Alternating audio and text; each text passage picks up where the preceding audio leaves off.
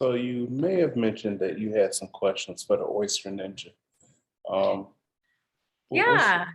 let me. So, I'm just curious, as somebody who's growing their business and going through what I feel like are growing pains of keeping my eye on the prize and remembering what keeps me excited and what I'm passionate about, but also, you know, how can I turn my passion into a career? I mean, you do Oyster Ninja as your kind of passion project, or is this something that you're turning into a career for yourself?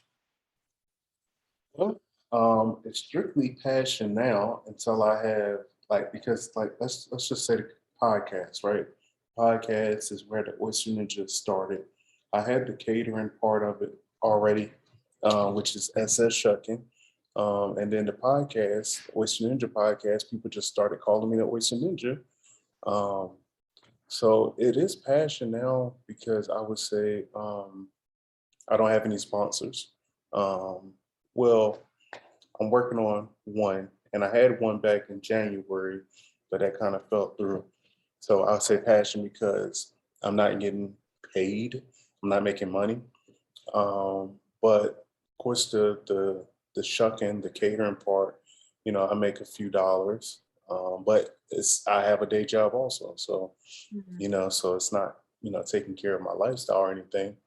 But I feel like if I keep pushing, if I keep doing the right things, I'm one of those people who believe in like the stars and the universe. And if you Mhm. keep pushing that, what you want, you keep working on your dreams, it'll eventually happen. That's what I'm trying So to remind myself of, and that's why talking to you is really important for me right now. Is yeah, so I keep working as if this is what I do. This is what I want to do full time. So I don't stress over a lot. I don't stress over not getting gigs anymore. I don't stress over not being able to get on projects because I might not get on this project, but I'll get on another. It's just I've been so blessed and fortunate um, about getting in articles or TV commercials or ads or whatever. Not like you because you're a superstar. I didn't even bring that up this time. I'm gonna leave it. I'm gonna let it go. okay. Um, but just stuff like that. It keeps motivating me. All right, you're doing something right, Gardner. And even with the podcast, the numbers are growing. The numbers are going up. So I'm like, okay, you're doing something right. People are listening to you for some odd reason. They keep listening to your podcast. They keep downloading your podcast. So eventually somebody here say, hey, I want to invest in this guy. I want to be a sponsor, hopefully. But even though that might happen, I still got to work on my end to reach out to raw bars, reach out to restaurants and chefs and businesses who might want to be a sponsor to the podcast. So it's stuff like that where you got to do the work, but you also got to do, like you said, the back work. You got to do the leg work also. So it's all part of it. Like you can't just want it. You do got to want it, but you also got to you got to follow the steps to work towards it also. Mhm. Do you see yourself ever having this be your full-time thing? Like the catering? I promise you, if this thing ever is the nitty gritty, like because I would rather do my podcasting stuff, journalism stuff over shucking. I love this that much. That's why I keep doing it. I've been doing this for like 5 or 6 years, Mhm. and you know, of course, I have got some free stuff out of it, but it's not about the free stuff. I want this to generate income. Um, but yeah, if this podcast ever starts making money, it's gonna be a wrap. I promise you, Yeah. it's gonna be a wrap. I'm gonna go really head in. Nice. Well, it's Yeah, funny you say that you'd rather do the podcast over the shucking because I see you as just this like badass shucker, just like yeah, all over the place. But it reminds me of, I guess, my own feelings about my business. I love shucking. I love oysters. I'm all about it. I love sharing that with people. But to be honest, I'm a pretty introverted, shy person. And I can do my events for like 2, 3 hours and put on a show and like be really excitable and energetic and into it, but I need time after to recover. I got to go back yeah, into my little hole, yeah. It's not talk to draining. people. I'm super, I just, it takes while I love doing it, it takes so much out of me. So I honestly love, like, I'm looking forward to the day where hopefully my business takes off and I can make a bunch of money and I can go back to maybe farming and just be on Yeah. a boat somewhere and just be dirty and swearing a lot and Right. things you can only do when you're at a party, black tie event, shucking oysters. Hmm. I mean, So, it's funny. It's funny you say that about the whole introvert, because I am too. But like my son came to me to one of my events. That was his first time seeing me in action. And when we got home, he was like, "Daddy, I've never seen you like that." Like he mhm, was like full blown amazed. He didn't say anything until we got home, but he was like, "I've never, you had energy and you were talking and laughing and, dot, dot, dot." And I'm like, it made me feel bad. I mean, it made me feel good because he's seen that, but it made me feel bad because I'm like, man, I'm not giving him, my all. But I told him, I kind of tried to explain to him, like, it's like I'm putting on a show. Like people, they hire me um to share an experience, mhm. so I'm glad that experience, he saw the experience, but that's not me, you Yeah. know. It's funny. It's something you mentioned about your part of this experience. Going back to an earlier question, you're talking about like, what are some of the challenges or hard things? One thing is just kind of, there is, at least for me personally, kind of an emotional aspect to the catering in the sense that every weekend, I'm part of somebody's big life moment. And it's on the one hand, it's like I feel honored that somebody is like, hey, will you be part of our experience with us? But I'm also like, wow, every weekend I'm watching people like baby showers, engagements, weddings, all these big life things. And it definitely makes me have this kind of like, I don't know, these moments of like, what do I do with my life? Where am I Yeah, going?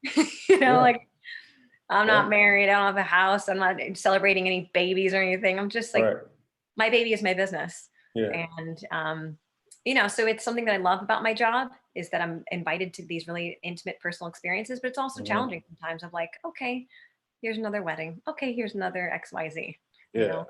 I would definitely say, in this last, I would say since COVID, the whole trucking thing has made me put life and family in perspective. Like that's why I was saying, like, the old me would get upset, down, whatever, if I wasn't part of an oyster event, because I'm that oyster guy, Hmm. like anything oyster I want to be part of. But Yeah, like now I'm like, you know what? I get to stay home with my family. That's what's really important. there you go. It's not important that, I'm part of this event or that the Oyster Ninja is featured or whatever. Like family. Like they only have me, for a certain amount. I'm talking about my kids. They only have me for a certain amount of time. So as much time I can invest in them, just as much as I invest in my business, it's also important to invest in them. Mhm. So I would definitely, for you, say reflect on what's important. Mhm. Reflect on what you want to grow, not just your business, relationships, and take your time. Take your time Mhm. because you want your business to grow, but you also don't want life to pass you by either. Mhm. You know. Speaking of the whole taking your time thing, and this is something I've been thinking about a lot lately, and it's been a source of stress, to be honest, is the fact that there are other shuckers out there. Hmm. Obviously, this is not like a new idea, but it's this idea of like I've had so many opportunities come my way in the past like 2 months, like tons of business, and trying to say yes to keep up with my competitors and yes to keep my company fresh and growing, but also I took a step back one day and looked at these opportunities. I'm like, these could be great for my business and money and this and that, but they're also going in different directions. Yeah. And I say yes to this, can I physically do it? There's only one of me. Yep. And I don't have a crew. I've got people who help out day of, but I don't have like a staff. Um, Also, major shout out to all my friends who've helped me so far. Like I literally wouldn't be here without my friends. So, um, but learning, I've been just contemplating like back and forth. Like, do I say yes to all these opportunities, or do I just stick with what I know and what I love and just do it really well, really well? And it's made me think about like my dad, for example. He owned beer bars. He just served nice beer in nice bars, and he did really well. He had one of the biggest beer bars in New York City for like 20, 25, 30 years. just selling beer. And Yeah. it's like this idea of keep it simple, do it well, do your thing. And so that's what I'm focusing on now. Is like in the past week or two, I think we talked a couple weeks ago about doing this podcast. I'm like, let's circle back because I'm in the middle of a bunch of things. And Yeah. I made this decision, like rather than expanding, I just want to focus on strengthening what I'm Mhm. doing right now and like what makes me different from other shuckers and other caterers. Just focus Yeah. on that and drive it home, which is also why I want to invest more time and energy in things like getting my message out there, which might mean advertising. It might mean, I don't know, revamping my setup to communicate what it is about my company that makes me different. How can I really effectively communicate that? Because for some people, it's like, oh, here's another shucker. She's just got like a cute bandana on. Yeah. You know, it's like I want to be a shucker, but also have a unique thing about my company and myself that sets me apart. And so that's what I'm focusing on these days, just strengthening that rather than expanding and saying yes to all this money and yes to all these people and all these opportunities. Just like you could Good. say thank you and but still focus, you know? Exactly. And one thing that I've learned is, I'm not gonna hold you, but money, like I've had that same dilemma, where do I take the money just because I can do it, or is this gonna help me grow? Is this job sending me in a direction that I want to go? You know? Right. Yeah. It's especially in I hate to say, but in today's economy, but really in Hmm. today's economy, like, can I afford to be saying no to money? Right. You Yeah. know? But the Yeah. fact of the matter is I'm in a point in my life right now where I'm, living at home with my mom, which is kind of, I'm in my early 30s and it's like, am I living at home with mom for free? Like, am I a bum? But it's like, no, this is an incredible opportunity and privilege. So I have to use this to really grow right now while I have this chance, you know? Well, it's good that you have that mindset that you can realize, like, this isn't me leeching. This is me being able to put a foundation on something that I'm growing.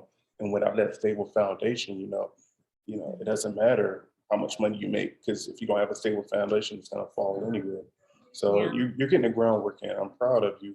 I Hey, love your Instagram. I'm so glad that you took time to come out on the podcast. Um, and you're right just back in at you. some positive things, positive circles. I love it.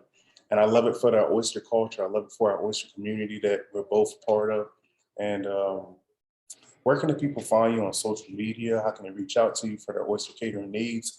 What area are you servicing? Don't come in DC because I don't want no problems, okay? I would only come to DC to see you. Okay. That's it. I promise. I'm on all the socials: Facebook, Precious Oysters; Instagram, Precious Oysters; PreciousOysters.com. I'm gonna make some T-shirts pretty soon. People keep saying TikTok, but I'm like, leave it to the kids. So we'll see. Maybe that's coming up soon. But yeah, and I'll just be shucking. I mostly do Fairfield County, Connecticut, sometimes New York, New Jersey. Um, Basically, if there's people who want oysters, I try to help them out. And if I can't do it myself, then I have plenty of oyster friends all over the country that I can connect them with. Cool. And I'm going to put you on the spot real quick. Let's say this is your infomercial for Uh-oh. Precious Oysters. Go ahead and sell yourself. This is your elevator pitch. Oh no, elevator pitch. Absolutely. Okay, I'm Rachel Precious, owner and founder of Precious Oysters, local and sustainable tied to table raw bar catering service. I'm excited to shuck for you some beautiful, fresh local oysters. That was horrible, Rachel. That's horrible. I'm sorry. I'm not going to be nice. No, that's joking. This joking. That's Like, perfect. oh no. I mean, I clapped in the middle. I think it maybe messed up my audio, but All right. Well, I appreciate you. Okay. And yeah, you do. see you soon, hopefully. Of course. All right, I'll talk to you soon. Thanks for having me.